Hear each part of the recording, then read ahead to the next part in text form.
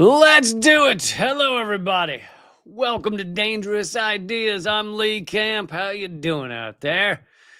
We're going to get more into Jeffrey Epstein today. I actually didn't intend to. Going in, I was thinking, nah, I'm not doing Epstein again. And then it all new stuff comes out every day. And it's all unraveling. The fallout is getting bigger and bigger. Today, we're going to talk about Epstein and the Rothschilds, because we've been learning more about that. His connections to both Israeli intelligence, the Rothschilds, the Rothschild Bank, and Israeli cyber warfare weapons. All of that coming up and much more. We'll also talk about the Starbucks strike that's already hit 40 cities and growing across the U.S. So much to talk about. But let's start off with Representative Massey, who's been great on the Epstein stuff. On that area, and here he is talking to reporters. Well, hold on. Working so Got it going too fast. Here we go. hard not to get them released. It's that simple. Why do you think he is working so hard not to get them released for so many months? What do you think the real reason is? Hard to hear her, but she said, "Why do you think Trump's working so hard to not release the Epstein files?" Which, yes, Trump has now said he wants them all released, but he could, release them today. So he's full of shit. He just sees the writing on the wall, but they're working on other ways to redact them or cover them up, or at least some of them.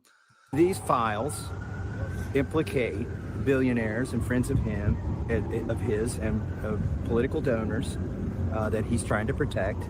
And Epstein also had close ties to our own intelligence agencies and Israel's intelligence agencies. That's why there's so much effort in trying to stop this, and I do believe they'll try to stop it somewhere else, and that's going to backfire on them too.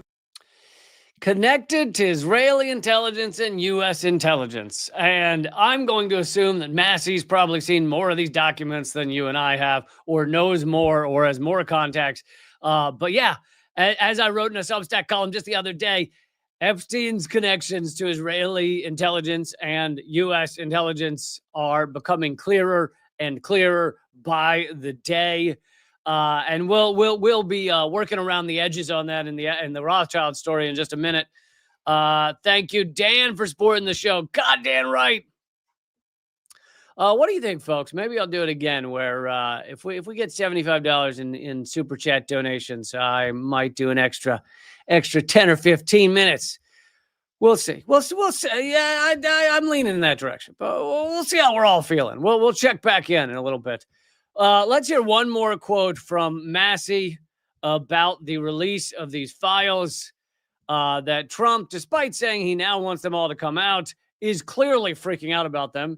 I assume you all saw yesterday that a reporter asked him about the Epstein files, and he called her, what did he say? Shut up, piggy, shut up, piggy.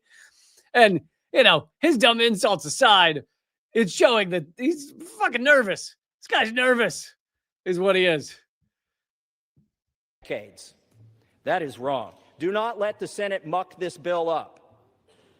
And if you're a party to that in the Senate, you are part of this cover-up that we are trying to expose.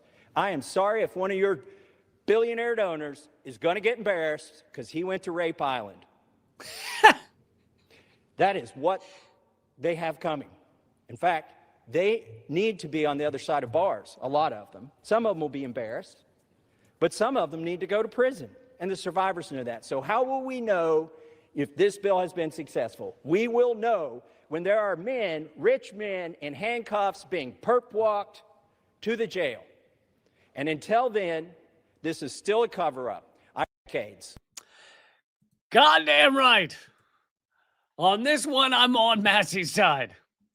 Until we see very rich people being perp-walked. And let's remember, Trump already has essentially a rape conviction on his record. He was convicted or whatever. He was found to have libeled the woman because he said that she was telling lies about him when she was saying that he sexually assaulted her. He's already got this stuff on his record.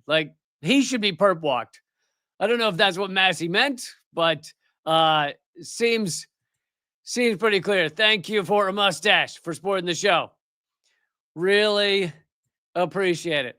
But he's right. Unless you see billionaires being perp walked into prisons, this is not really going to be over. Now, the U.S. ruling elite have multiple different ways of defending themselves. One is to cover everything up. Another is to make sure that Epstein chose to take his life while in prison because he might have other things to say. Another is to make sure that Epstein's associate Maxwell gets prime treatment in prison so that she doesn't say anything they might not like. Another is to make sure that also one of the top most public accusers, Virginia Giuffre, decides to take her life a month after being hit by a bus and surviving. There's certain ways that they make sure this stuff doesn't come out, but it just keeps rolling downhill. It keeps building. And we are already seeing the fallout on rather powerful people. Not just how, even MAGA seems rather furious with Donald Trump right now for wanting to cover this up.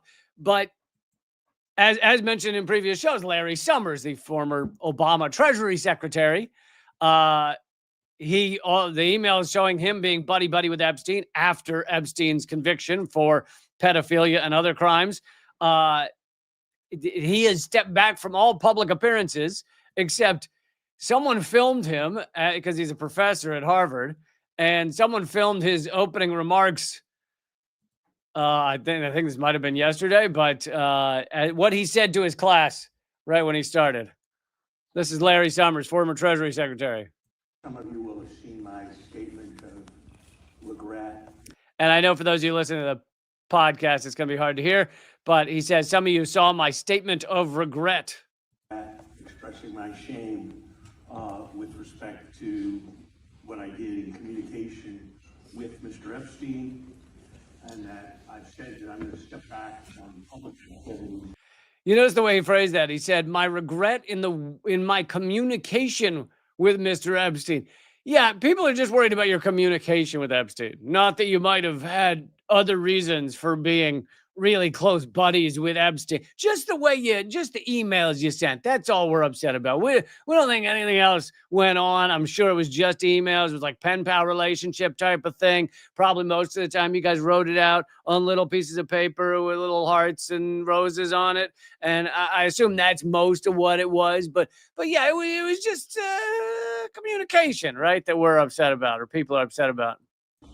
But for a time, but I think it's very important to fulfill my teaching obligations. And so, with your permission, we're going to go forward and talk about the material. He says, but I think it's important to fulfill my teaching obligations. Have no fear, folks. I've just been found out due to documents that I never wanted to see the light of day. I've been found out to have been close, confidant, buddy with a well-known intelligence asset, convicted pedophile, ran one of the largest sex trafficking rings maybe that's never existed. And but I think it's important, though, that I keep being your professor. That's very important. So let's just get back to the topic at hand. Let's not talk about Epstein anymore. But outside of continuing to teach his classes, he has stepped back from all other public duties. So you are starting to see heads roll from the connections to Epstein. But I want to get to this latest from Dropsite News. And Dropsite News has been, there's various outlets that have been good on trying to bring you information about Epstein. Even outlets like CNN have been fairly good on trying to bring you information between Epstein and Trump, or connections between Epstein and Trump. What they're not good at is connections between Epstein and Israel, Epstein and Israeli intelligence, Epstein and other things such as the Rothschilds. So Dropsite has been very good on those fronts. And I wrote an article that tried to take as much of that information in. It's over at Substack, reallecamp.substack.com. You can read it for free. But this latest one, which Dropsite just put out today, is Epstein, all about Epstein's connections to the Rothschild family, mainly Ariane de Rothschild, And let's get into some of it. Here's a photo of Epstein with Ariane de Rothschild. And they start out by saying in July 31st, 2019. So this is like 11 years after Epstein was in prison, pretend prison where you could come and go when you wanted to, after being convicted for pedophilia and other crimes like prostitution. But so 2019, just 11 days before Epstein was found dead in his Manhattan prison cell, his connection to the Rothschild banking dynasty became the subject of a public controversy. Anonymous sources informed Bloomberg of a 2015 visit to Epstein's New York mansion by Baroness Ariane de Rothschild, the CEO of Edmund de Rothschild Group, a storied private bank and one of the largest Swiss financial institution by assets under management. And I looked up its assets under management, and they're around 200 billion US dollars. Truly an unfathomable amount, and somehow only half of what Elon Musk is supposedly worth. But these are dystopian times, aren't they, friends? 4 years later, after Epstein's meeting calendars were leaked to the Wall Street Journal, the bank finally admitted that de Rothschild had met with Epstein as part of her normal duties at the bank between 2013 and 2019. So, regular meetings with Epstein. Now, was she involved with the sex trafficking part of things? I don't think so. But she obviously, as we continue to learn, Epstein was involved in so many illegal activities and various activities, including intelligence, that not every connection he had was just about sex trafficking. There were connections to banking, massive banking interests. There were connections to Israeli intelligence and Israeli cyber warfare weapons. Anyway, it continues to unravel. The amount of, I don't know, the cryptic, dastardly things that Epstein and his co-conspirators were involved in. Anyway, newly released documents reveal that Epstein and Rothschild's personal relationship was much closer than the bank previously acknowledged. According to emails released by the House Oversight Committee, Epstein planned to see a Broadway play with her in January 2014 and scheduled a private trip with her to Montreal. The leaked inbox of former Israeli Defense Minister Ehud Barak, which I've mentioned him before in connection to Epstein. He is the former prime minister, former defense minister, etc., former IDF general of Israel, that Virginia Giuffre accused of raping and assaulting her multiple times, I think, and it was in her memoir. And anyway, truly horrific shit in terms of the accusations against Ehud Barak. Thank you, 2 Fs for giving 2 Fs. I appreciate that. Anyway, the leaked inbox of Ehud Barak sheds light on Epstein's efforts to leverage his personal friendship with de Rothschild to raise funds for the development of Israeli cyber weapons. After Barak's retirement from government in 2013, he recruited Pavel Gurvich, a graduate of the IDF's secretive Unit 81 technology unit, to source cyber weapons startups from the Israeli intelligence community. Private communications between Barak and Gurvich show discussions about a wide range of cyber weapons concepts drawn from the Israeli military research, inspired in part by the astonishing scope of U.S. global surveillance apparatus revealed by NSA whistleblower Snowden in 2013. Epstein pushed forward a plan to finance Israeli offensive cyber startups and they were offensive, with the hope of winning de Rothschild's support. So you have former Prime Minister Barak trying to sell these cyber weapons, make a lot of money, and Epstein is saying basically you could align with de Rothschild, and it could be one of the investors. In one note, Epstein passed along a tantalizing offer from de Rothschild to Barak. Quote, if Ehud wants to make serious money, he will have to build a relationship with me. Take time so that we can truly understand one another, unquote. Barak then asked for advice from Epstein. He said, I'm ready, but I need your advice on how. Ladies are your forte. Now, that may have been a joke, but he clearly is asking for advice on how to befriend de Rothschild, which, again, all of these things bring up this question of, like, what the fuck was Jeffrey Epstein? He's like considered this guru that knows how to become friends with the richest people in the world, but also knows how to sell cyber weapons to various countries, but also knows how to broker backroom deals between Russia and Israel in terms of Syria, but also knows how to set up a security agreement between Israel and Mongolia. Like, the list just keeps going on and on. And Epstein, does he actually know how to do these things? Or is it just that people like Barack want to, have connection with him because they know it means they can R-word children?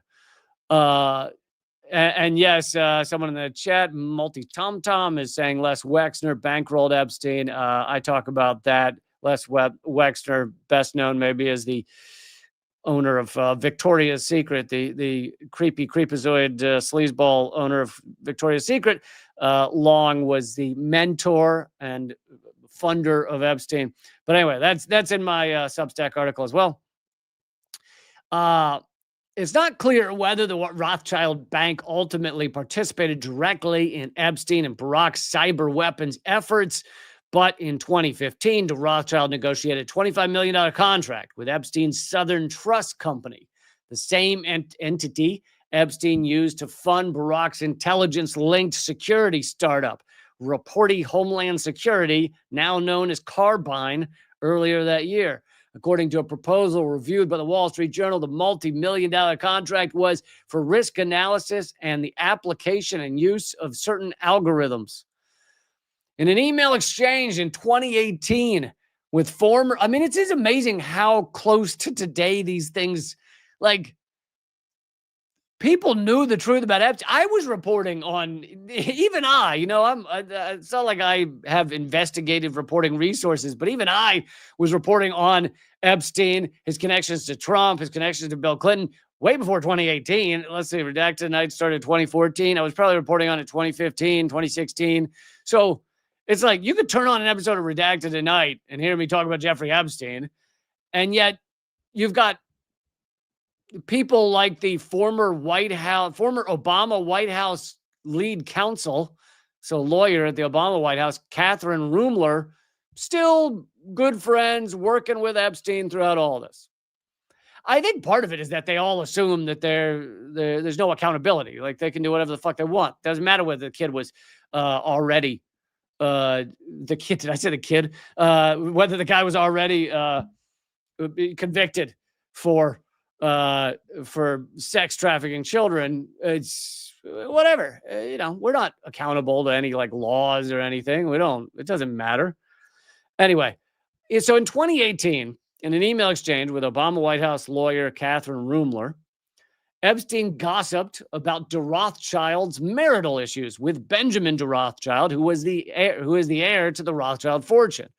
He wrote to Rumler, Ariane said Ben has given her a hard time, did not know about the tattoo. She said he wants her to do wife things, barf.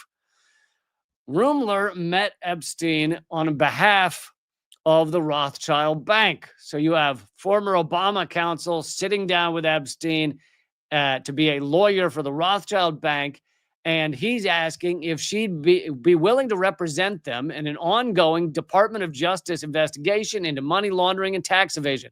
Rumler accepted and helped them negotiate a non-prosecution agreement. But of course, so this is backroom dealing so that the Rothschilds can pay basically to them a parking ticket for their money laundering and tax evasion, and that's what ended up happening.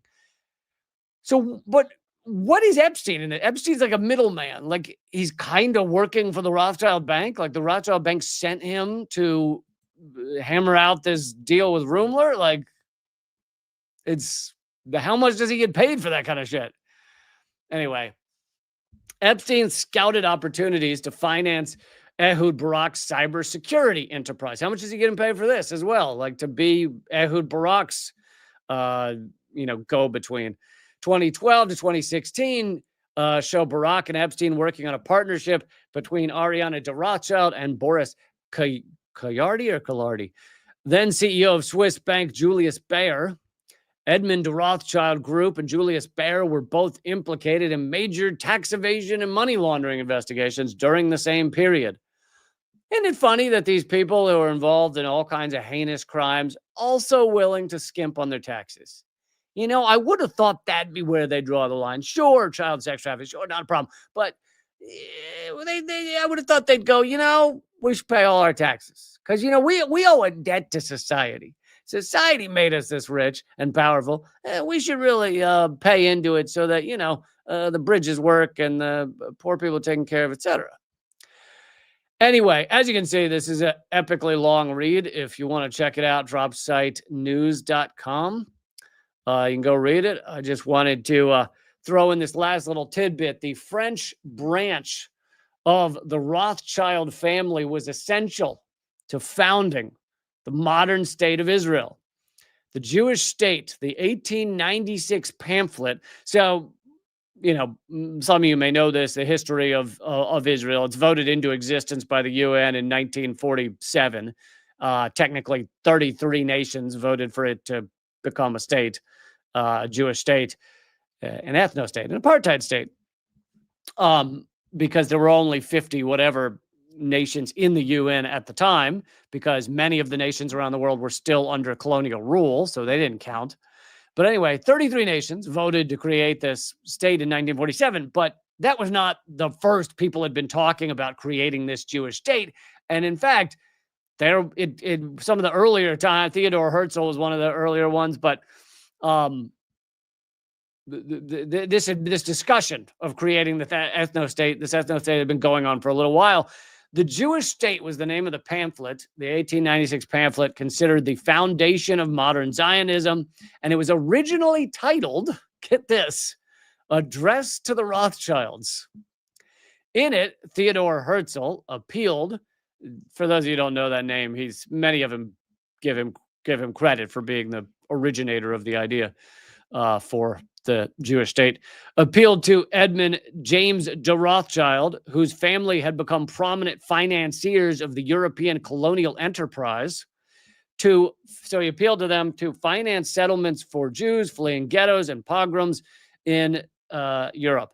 The Rothschild heir established the Palestine Jewish Colonization Association. Wow, that's pretty on the nose, right? Pretty straightforward.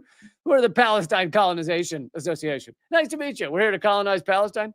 Yeah, you see it in the business name. It's right there at the door, what you're saying that's frowned upon? Colonization's frowned upon? No. What? No.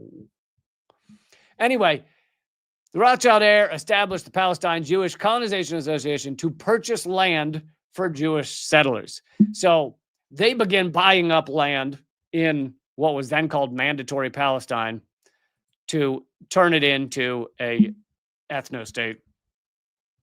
And anyway, that is a good segue to our next story, where I just wanted to mention that I did mention the other day that the UN has now approved this Gaza colonization. The U.S. and Israel, officially taking over 58% of Gaza. That is the 58% that they've already ethnically cleansed. Essentially, every surviving Gazan has been pushed into 42%. And I've put maps on the screen. If you want to see a map, that's also at my Substack, reallycamp.substack.com. Let's see, I'll pull it up here so you can see it. But the UN approved this. China and Russia abstained. And this is, it's basically just agreeing that the ethnic cleansing is fine and acceptable, and we're going to approve it. And on this map, everything in green is being stolen by the U.S. and Israel. Everything in red is where the surviving Gazans have been forced, which is, again, 42% of Gaza. And on top of that, internal military plans published by The Guardian show that the area in red, basically where every Gazan is, will just be left in ruins. Their lives will continue to be shattered. There will be very little to no rebuilding allowed, very little food allowed. Meanwhile, the green area that has already been ethnically cleansed will see Trump's grand rebuilding, where he turns it into Dubai and makes tons of money from real estate. Him and Kushner and the others enrich themselves. So that is what the UN just approved. For more details about it, go check out my Substack. But an ex-UN official has decried the resolution backing the Gaza force as a colonial outrage. Former senior UN human rights official has denounced the Security Council's adoption of a resolution backing a U.S. plan for foreign forces and governance in Gaza, calling it a colonial outrage.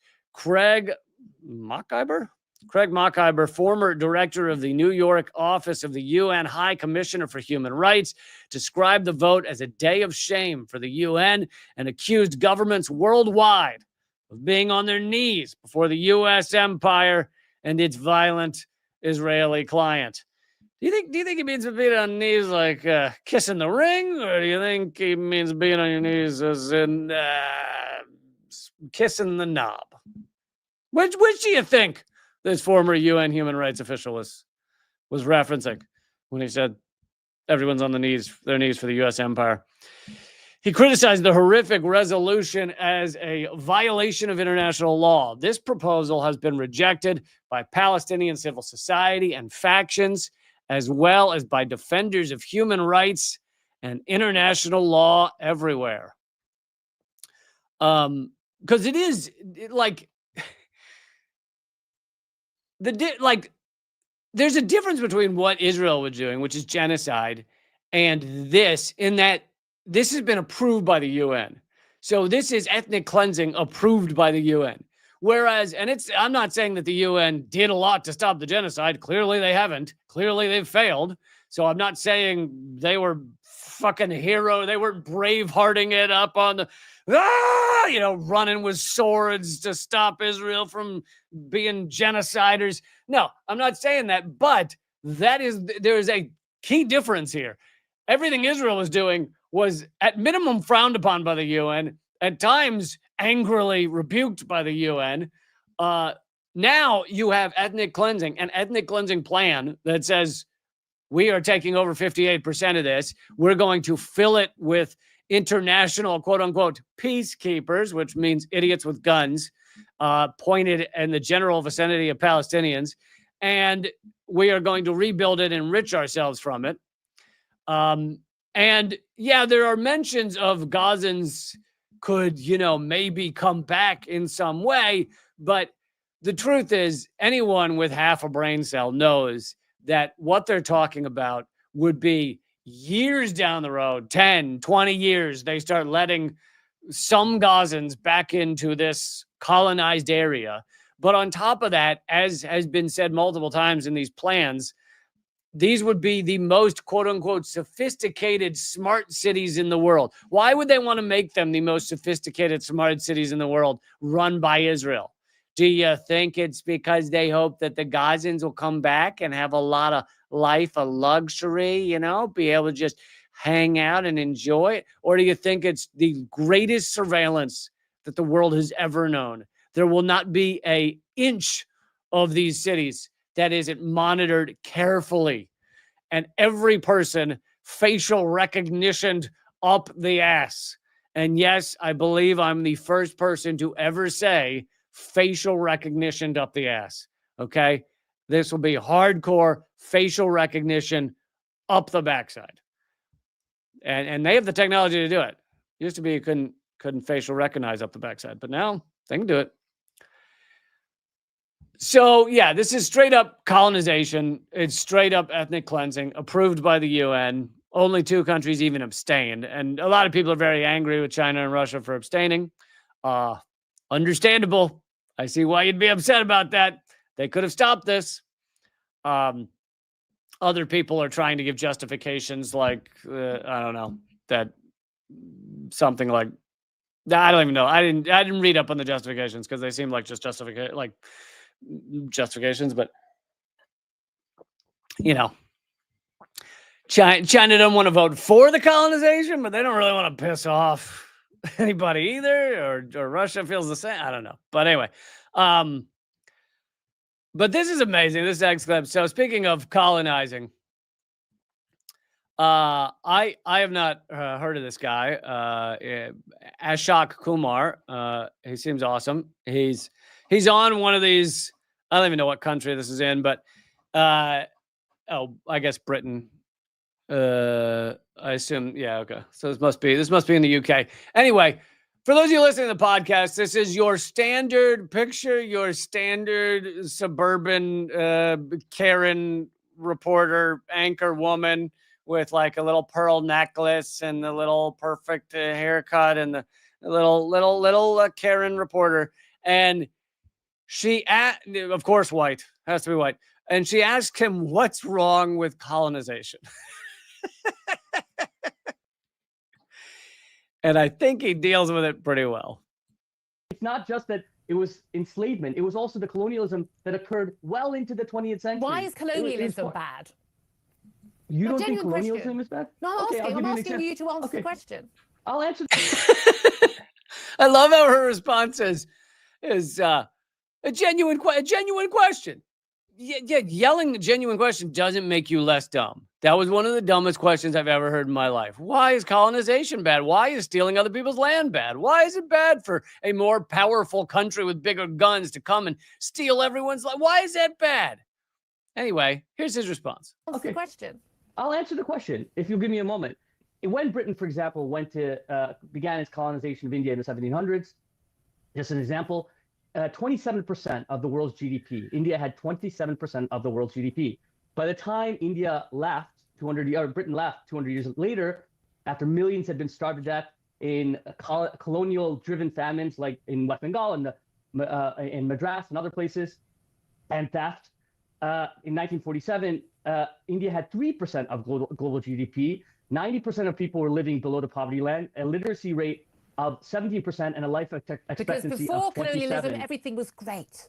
That's not what I'm arguing. No, what I'm arguing No, it's really not what he's arguing. He was saying, God, she's so repulsive. He was saying that things got a lot worse. And of course, what he started talking about GDP, he mentioned the million people starving to death, but he's talking about GDP. And of course, why did the GDP go from 27% to 3%? The reason is because the whole point of colonization is a raping and pillaging of the resources. That's what it is. The resources, sometimes the labor, sometimes the people, sometimes just the land, go and build your own house on the land, all of those things. Pillaging of all of it, stealing of all of it. I don't remember the exact number, but the studies have been done on the amount of wealth that have been stolen from the global south and extracted into the hands of the global north, mainly the west. And that number is multi-trillions of dollars, many trillions of dollars worth of extraction from the global south, from those who have been colonized to the colonizers. And so, I mean, honestly, like asking that question, what's wrong with colonizing, is equivalent to saying what's wrong with going over your neighbor's house and stealing everything they have and maybe sexually assaulting everyone and possibly killing their children and possibly starving their family to death. What's wrong? What's the problem with that? I don't like. What's the issue? That's not what I'm arguing. No, what but I'm it is what arguing you're is it was arguing. theft. No, but You're you're saying defending colonialism made it worse. I mean, other countries are getting richer, so obviously they'd have a smaller percentage of colonialism wealth. is good. I think she was realizing by the end there that she sounded horrific, like a fucking monster that she is. And so she just realized she needed to talk over him because it wasn't getting better. It wasn't going to get any better at that point. All right. I want to move on to the Starbucks strike. Oh, actually, you know what? Let me make sure and get this in there because I want to draw attention to this before we get Starbucks. Mint Press News. I worked for them for a year. They do amazing work. They're probably the best, if not one of the best or to say that, I said that backwards. They're possibly one of the best, if not the best, pro-Palestine outlets, always doing amazing work. Alan McLeod, lucky to be friendly with him, but also one of the best writers out there, an investigative journalist, low key for a long time was with Mint Press. Just awesome people. Greg Stoker, who was in the Gaza flotilla, is part of Mint Press. Always doing awesome work. I did shows with them for my show, Most Censored News, was on there for a year. And anyway, their biggest platform of everything they do is Instagram. They have worked for years to build up their Instagram. They have a large Instagram following, and they have now been suspended with the possibility of having their account deleted. And I'll read what they posted. Instagram has suspended our Mint Press News account. This is an attack on journalism and the free press. Mint Press News is a leading 14-year-old independent investigative news outlet exposing the architects of the U.S. forever war machine. Our news outlet is run by me, Manar Adley, a Palestinian-American journalist and a survivor of Israeli occupation and apartheid. We have an incredible team with the best investigative journalists and truth tellers. Alan McLeod, Greg Stoker, Low Key, Robert Inlakesh, and Carlos Latoff, and many more. Lee Camp for a year. Honestly, there was a year there where Mint Press was just like the best outlet. For some reason, it was the year Lee Camp was there. I don't know who's saying that. Who's saying that shit? That's weird. Who just said that? We had close to 300,000 followers on Instagram, and we have close to 600,000 on Facebook. And we don't report on anything without receipts, citations, and sources. But we know that our journalism is a target by Meta. I don't know why I said it that way, but Meta, the owner of Facebook and Instagram, whom we've exposed to have a close relationship with Israeli and U.S. intelligence. Yeah, Alan McLeod specifically has done amazing work on exposing just how many Israeli intelligence officers ultimately are hired by Meta. It's like crazy. We've uncovered hundreds of veterans from Israel's elite military unit, 8,200, working inside of Meta and managing content moderation. This is the same military unit that created NSO's Pegasus to spy on activists and was used by Saudi Arabia to track and kill Jamal Khashoggi.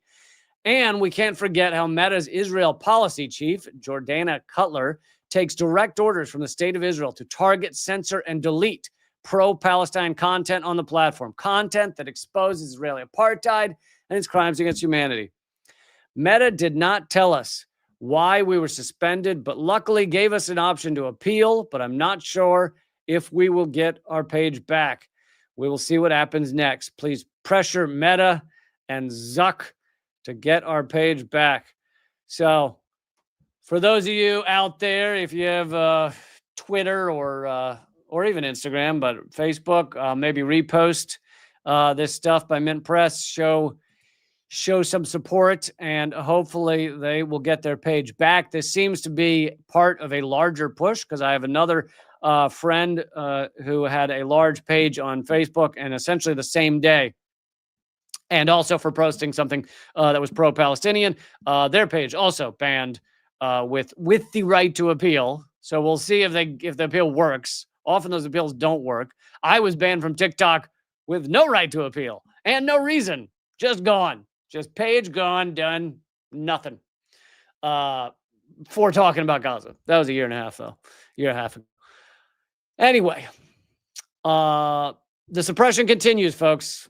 And that's a good segue to say this is why you should all subscribe to my Substack, because I have to have contact with you guys on multiple platforms because they get banned or suppressed. So that's why I'm always telling you about new platforms. I'm always trying to grow other platforms because I never know when one of these will disappear. My largest YouTube page banned, my TikTok page banned, my Spotify podcast banned. Now I've recreated a YouTube page, recreated a Spotify podcast. So I do recreate these things, but there's no way for me to tell you about the new one if you were only following me on the one that was banned. So help me also fight these things. And you can follow Mint Press on multiple pages so you don't lose them as well. But a way to help me fight this stuff is to now go subscribe for free at reallycamp.substack.com. Might as well take this moment to make a couple other quick announcements. I will be performing live December 12th. It's coming up, folks. New York City, Brooklyn specifically. Performing live. I haven't performed there in years, so if you're anywhere near New York, this is the chance. I don't do a lot of touring anymore. I can't manage it for a bunch of different reasons. But if you want to see a live show with me and John F. O'Donnell from Redacted Tonight, this is it. Cobra Club, New York City. That's at tinyurl.com/Lee Cobra Club. tinyurl.com/Lee Cobra Club. If you have any trouble, figuring it out, you can also email me at leecampmail@gmail.com. Let's see what else. Other thing is new Unredacted Tonight. Tomorrow. Yes. New Unredacted Tonight tomorrow at 7 p.m. I hope you'll check that out. I just did a new Government Secrets this morning, so that's up at YouTube. And then I should see you Friday for a live stream as well. But okay, let's keep going with some more stories here. Starbucks, massive Starbucks strike across the United States, 40 cities already involved. Here is from The Guardian. Unionized Starbucks workers are threatening to expand a U.S. strike against the world's biggest coffee chain and frequent patron of child labor. Another fun fact. Coffee chain into the and lover of Israel, the former CEO founder of Starbucks, huge Israel fan, has been given like Israel's top civilian honor, just does everything he can to support genocide. So just know that when you support Starbucks, you get to support all of that as well, which is just, it's nice to be able to support all that once. You know, sometimes you're like, oh, I gotta support my coffee people over here. I gotta support my child labor over here. I gotta support my crazy environmental destruction where they have to throw out 900 bags of garbage at one location every 12 minutes. I have to support that over here at a separate place. I have to support genocide over here, another place. Sometimes it's just so confusing. And you're like, I wish someone would take all of these things I support and bundle them into one place so that I could support all of that at once. And Starbucks was like, hold my coffee. We got you. We got you. We'll support all of that at once. Unionized Starbucks workers are threatening to expand the strike into the largest and longest in the company's history and urging customers to steer clear of Starbucks. This is also Starbucks' key money-making time. The holidays is massive for Starbucks. Negotiations over the first ever union contract for Starbucks workers in the U.S. broke down in recent months. Both sides have blamed each other. Since November 13th, who's probably the one that's lying the most?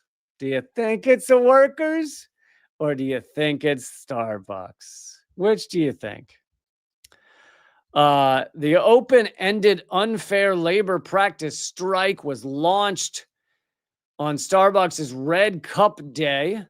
Involves more than 1,000 Starbucks workers on strike in more than 40 cities. Starbucks and Starbucks Workers United, the union, have been bargaining over the chain's first union contract. But these talks stalled over economic elements of the contract. Let me guess. Those economic elements are, we'd really like to keep fucking you workers over. And when we look at the details of this contract, it seems to say we wouldn't get to fuck you over as much. And so can we iron that out a little? Is there some wiggle room there so that we can really continue to F you? Because we really like doing that. That's really kind of our thing. Starbucks Workers United has also filed dozens of unfair labor practice charges with the National Labor Relations Board throughout its organizing campaign, including one in December, alleging that the chain had failed to bargain in good faith and undermined the representative status of the union. Starbucks Workers United represents 11,000 baristas at more than 550 Starbucks stores. Its organizing drive has become one of the highest profile unionization efforts in a generation in the U.S.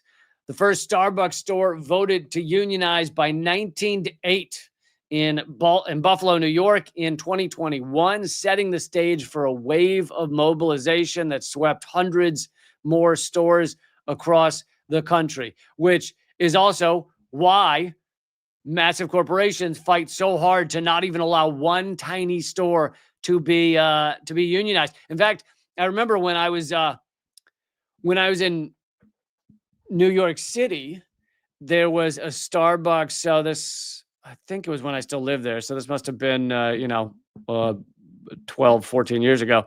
But there was a Starbucks, and I imagine even in New York City, a Starbucks is not a huge location. It's a relatively tiny place, and the whole store suddenly went out of business. And the workers, who they're the ones in charge of cleaning up that final day, right, locking up the store and telling everyone that with Starbucks gone, they put up a sign on the store that says this Starbucks has been closed because we tried to unionize. Like, they made it clear, they're like, the workers wanted to be treated right, and so they'd rather just close the whole Starbucks. Who knows? Like, New York City real estate, who knows how much that lease was for? Probably millions of dollars, probably probably leased for another 5 years or something. But they'll close it down because Starbucks would rather take that hit than allow one store to unionize that could become a ripple effect, that could go viral, as they say. And all of a sudden, everybody wants to be not treated like shit. What? No, that can't happen. Workers waking up. Here's from Popular Resistance saying that this strike could become something much larger and go beyond just Starbucks. They're calling it the Red Cup Rebellion, by the way. That's something the Guardian didn't put there. Starbucks launched their Red Cup Rebellion, 40 cities, and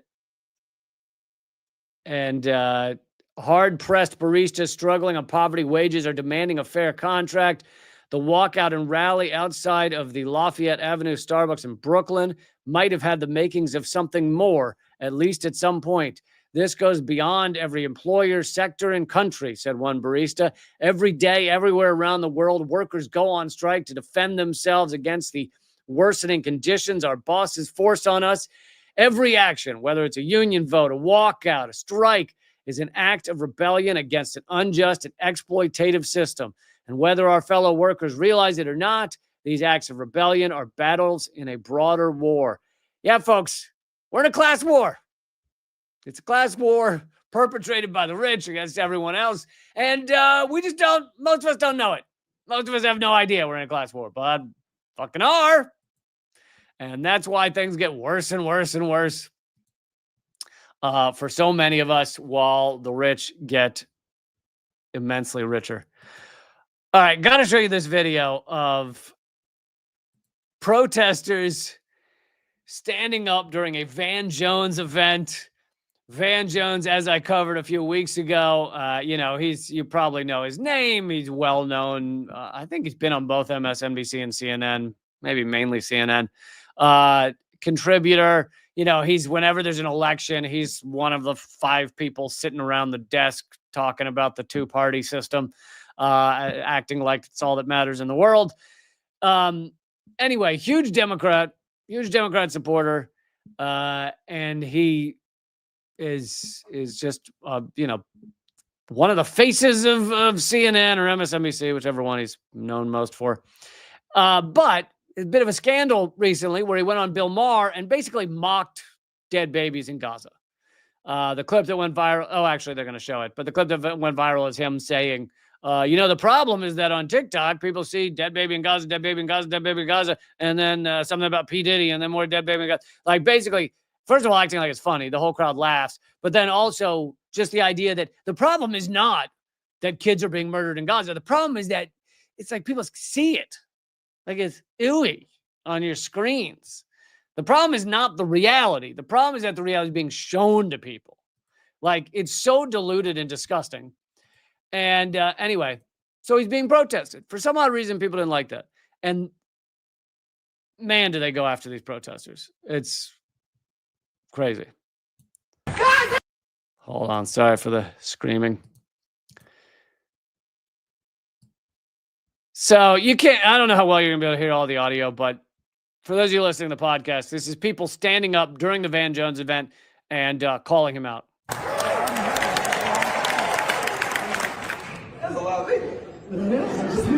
would like to provide a toast to Van Jones, a man who started out as a racial justice advocate and is now a stooge for corporate media and a shill for the Israeli government.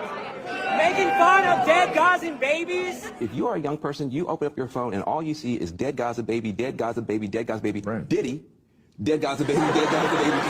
Absolutely pathetic to platform a genocide denier. I'm here on behalf of the dead Gaza babies. Shame on you, Israel. Shame on Michael Bennett for funding this genocide. I always love, I know I say this every time, I love these people for standing up and interrupting these things.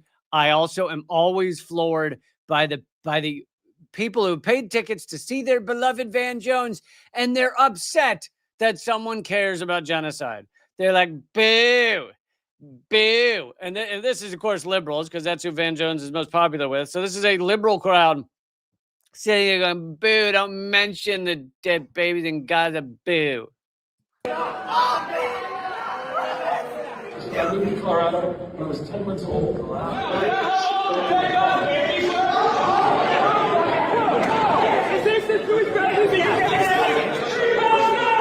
God bless them. But I got stuff I want to talk about.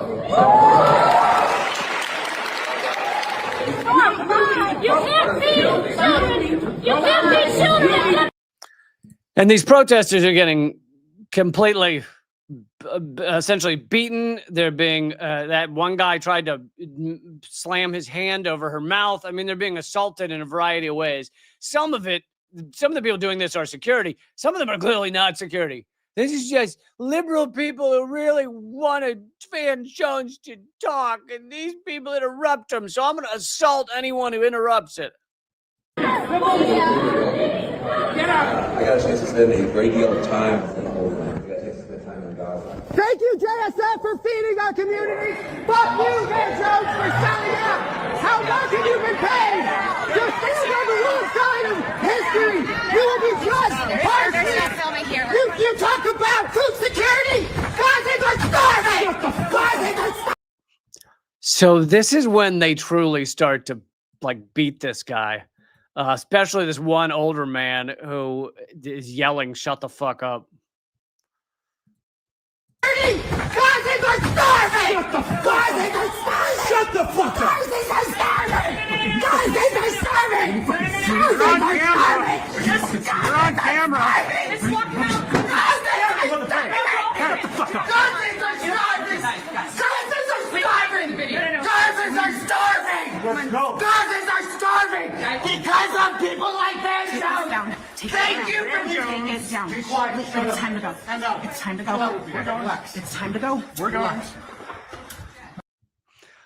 I really hope they sue, because you're allowed to remove people from events who are being disruptive. You're not allowed to just beat the shit out of them, choke them, which they were doing to him. So I really hope that they, sue, especially that idiot who was trying to strangle him. And then the final scene is them being arrested, or at least handcuffed. Tough to know whether they were arrested or just handcuffed. But Yeah, for standing up against the genocide. You get arrested and handcuffed. That's how we operate now in this world. Okay, let's see here. I'll throw in one extra story. Don't forget new Unredacted Tonight tomorrow night at 7 p.m. Eastern. Hope you'll check it out. I dig into and tear apart the whole China deal that Trump has just signed. The truth about that. Anyway, for this last bit, Fox News gave an award, an honor award, the Fox Nation Patriot Award, to an American who fought in the IDF. And he says he was serving both Israel and the United States. Before you go anywhere, we actually have a special message from Edan. Good evening. My name is Edan Alexander. I'm so honored to accept this recognition from the Fox Patriot Awards. Serving Israel and standing with America remains the greatest privilege of my life. First, I want to thank President Trump for your leadership and for standing with Israel and the hostages. Your support makes this moment possible, and I am deeply grateful. To my family, I want to thank you for never giving up on me. Anyway, this is obviously an American and Israeli citizen who says he fought for Israel and stands for America, or stands for Israel and fought for America, whatever the fuck he said. And he got a Fox News award. So does it tell you something about colonization, folks, and imperialism when the mainstream media is giving Patriot Awards? So this is Yay America. And on the stage there, they've got American flags all over the place. So this is America, America, America. We're giving an award, an American Patriot Award, to someone who fought for the IDF, fought for genocidal military that has killed hundreds of thousands. And they get a Patriot Award. Does that tell you something about imperialism, colonization, subjugation? Totally fucking horrific. Not that Fox, not that anything Fox does surprises me, but it is amazing to see them act like literally being a soldier in a foreign military is the same as being a soldier in the American military. What the flying fuck? Thank you, Dan, for supporting the show. Really appreciate it. Goddamn right. Hey, Dan, you gonna make it to the New York show? I don't know. I don't know where you live anymore. I feel like I ran into you in New York one time. But anyway, anybody who's in New York, I'll see you December 12th. I'm gonna run. Thank you for this excellent hour. I meant you guys did an excellent job. I'm not gonna do my own horn, but you guys did amazing. And yeah, see you tomorrow for Unredacted Tonight, and keep checking out Substack. I've been putting up regular columns, and keep fighting. Thanks, guys.